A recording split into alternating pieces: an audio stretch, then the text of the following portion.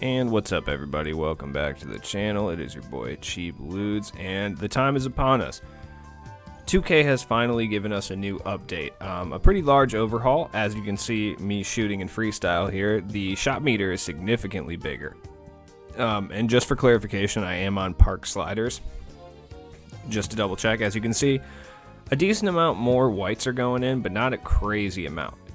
The green window is expanded just a little bit, so it is a little easier to green shots now. As you can see, it's green like 4 in a row, and if you watch any of my videos, not the case.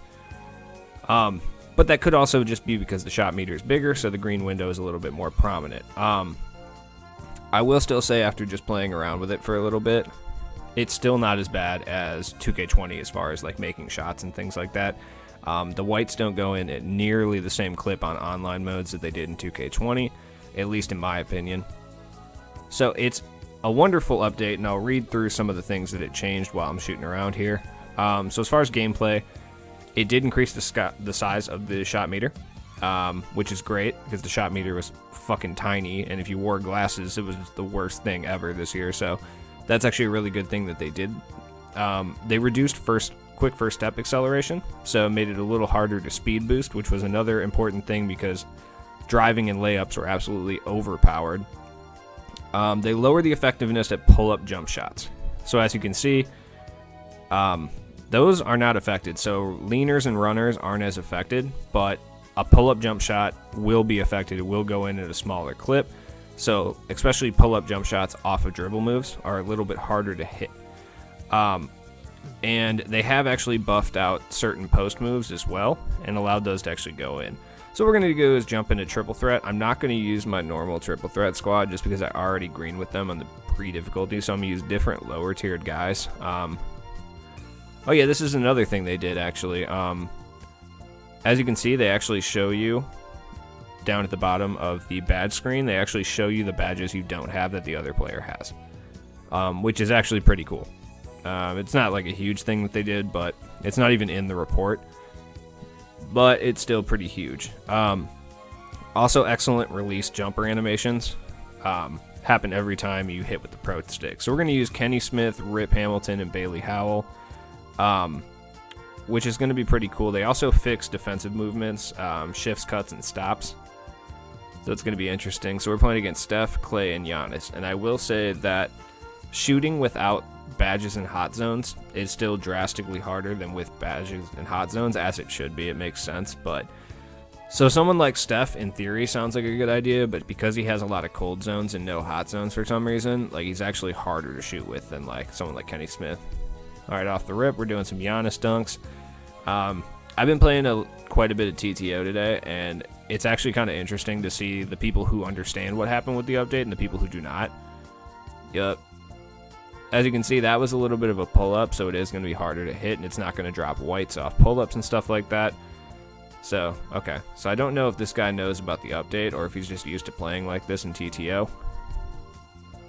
He is out guarding the perimeter, though, on defense, for the most part. So, alright, Giannis and Bailey Howell, that's not a good matchup for me, but I'll be fine. It's whatever. Alright, Kenny Smith has silver quick first step. As you can see, after dribble moves, he's not getting that explosive. There we go, Bailey Howell wide open. A lot easier to green, I will say. Playing with meter off, if you're used to it, I would do it. But if you're not used to meter off and you're trying to force yourself to, honestly, the meter is just fine. You're just going to have to play with some delay. But it's no big deal. Klay Thompson, see, any defense still with coverage and things like that, it's still going to make a difference. So if you do get in there and apply some sort of pressure while they're shooting, it's still going to be a lot harder for them to make it. This guy's actually playing pretty decent defense. I should have pulled up and took that, but there we go. Howell. Oh, yeah, up and under. There we go. Layups are, I will say, not even remotely close to as OP as they were just a few days ago. Back then, you would play... Not back then. It's been 2 days, dude. But, like, you would play limited and unlimited games, and you would just get scored 65 points in the paint. It'd be ridiculous. See, that's a pull-up, and obviously that is harder to hit and misses. There we go, Kenny in the corner. But as you can see, whites are dropping in TTO. I mean, as they should be. This is the arcadey game mode. This is the fun game mode you play just to have fun with 2K, so it should be fun. But obviously a lot of people in the community are really upset about this. I shouldn't say a lot, dude. It's like 10% of the community is really upset about this update, and those are the YouTube guys. And honestly, it makes sense because YouTube views were up so much because this game was fucking god-awful and hard to play. So the views were sky high because of it, but dude, I'm not like them. I'm stoked, man. I'm stoked about this update. Everyone should be able to make shots, dude. You don't have to be a pro level player just to make a jump shot in fucking 2K. Like, it's a video game that is played by people for fun. I shouldn't have to try for 17 hours of practice and freestyle just to make a jump shot with one guy occasionally. So this is a great update, especially for 2K in general, but especially for TTO, both offline and online. I'm actually going to run a TTO offline game afterwards just to show you how it works in that, because they calmed down the AI as well. The AI has been retooled. So as you can see, like, the AI still plays pretty good defense on TTO, but it's when it comes to the actual offline CPU, that's when you're going to say, like, a huge difference. Like, they're no longer are they going to be shooting 70 to 80% from what I understand. Not only that, you are going to be able to actually, like, drive past them now, which you couldn't do basically in TTO. If you had somebody with a really high speed and quick first step, you could. Oh, Bailey Howell with the fat dunk. I'm up 13-4, so, I mean, I'm crushing them.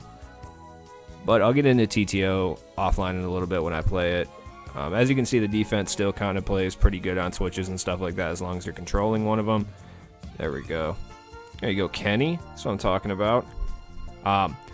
As well as that, I'm not the best dribbler, so I can't really show this off, but they actually did fix ankle breakers and things like that. So you are going to be able to shake a defender a lot easier than you were before. Which is good, especially for people who are rim running and, you know, dribble gods and stuff like that. It is going to be a lot easier to do pro level dribble moves and shake them. Rip Hamilton, that's a little bit of a pull up, so obviously that's going to miss because I was moving.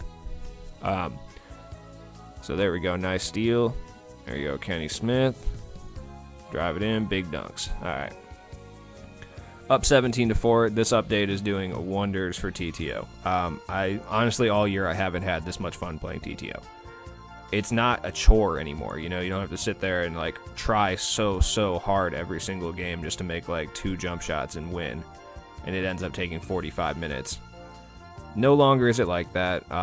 It's a way more enjoyable experience, kind of akin to last year. Granted, I don't have the love of my life, the Jeremy Lin Evo card anymore, but I'll get there. It's only a matter of time before we get more Evo cards, and I'm going to need a Jeremy Lin Evo card that I can use that doesn't register as what it actually is. And GG. So we're going to go play some Triple Threat offline. As you can see, the Triple Threat offline matchmaking is still fucking broken. I have 2 rubies and an amethyst, and they drop an amethyst, a diamond, and literally the same card that I have just to fuck me over, which is pretty typical in TTO, but the game mode in general is much more, you know, easy, for lack of a better word, and just generally more enjoyable than it was before. As you can see, Bailey Howell is going to try to range that, and honestly, before, he probably would have cashed that. Boris Diaw out here. My guy, I like Boris Diaw a lot. Damon Stoudemire is pretty decent. He's just mad small. There we go. Ray Allen with coverage. Doesn't matter. Cash. To be honest with this update, one badge that I know it's like taboo to say, because hyping this badge, people automatically think you're bad at the game for some reason, but I promise that steady shooter is going to be a pretty important badge, or at least for a little bit, until we get god level cards. Just because it's going to be giving you the ability to shoot while covered, and at least against the CPU, that's going to be huge. Damon Stoudemire drives in. See, as you can see, John Stockton, I drove past him pretty easy. Like, granted, yeah, Damon Stoudemire has silver, quick first step, and some decent speed. John Stockton does have clamps, so the fact that I'm able to drive past the CPU right there, whereas before he probably would have locked me down in that scenario, is a good sign. Screens still, like, legitimately do not work. They work about as good as they did before. They didn't really change that at all. They will come and set just ridiculously dumb screens, and to be honest with you, they won't work half the time, and they definitely will not roll to the basket ever, but it's fine, because you don't need to abuse things like that as much anymore now that you can actually, like, legitimately shoot. So, Bailey Howell, get out of here. As long as you're playing tough defense, the CPU doesn't score as much as it normally did. Like, legitimately, they probably would have cashed that before. Alright, Damon Stoudemire. Let's hit that. Let's see if I can hit that 3% coverage. Yep, got it. Damon Stoudemire does have a good 3-point rating. He does have okay badges, but he doesn't have great shooting badges. But difficult shots, once again, is going to be kind of an important badge, I feel. That's my flexible release is definitely going to be an important badge still to this day. This does open up range extender to be a little bit more important. Not that it wasn't before, but it opens it up to be a little bit important again.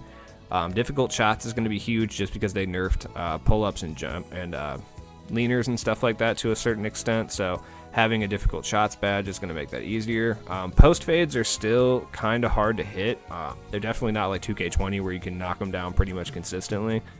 So post play is still going to be a little different. They did buff some of it, but they only did certain post moves, and post fades doesn't seem to be one of them. I've been trying to shoot them all day, and it seems like they're going at the same clip they were before. So, but it's just a matter of figuring out exactly what post moves that they buffed, because once you figure out what those are, which I haven't yet, they're going to be probably unstoppable knowing 2K. They don't typically buff things without making them like way too overpowered and then having to go back and nerf them again. So we'll see what's up.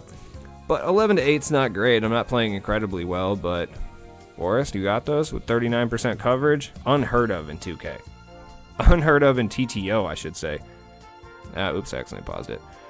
Let's see. See, Boris Dio does have Hot Zone Hunter. Hot Zone Hunter is also going to be pretty important. All the badges that were important before are going to be important again, but this new update just makes a couple a little more important than they were before.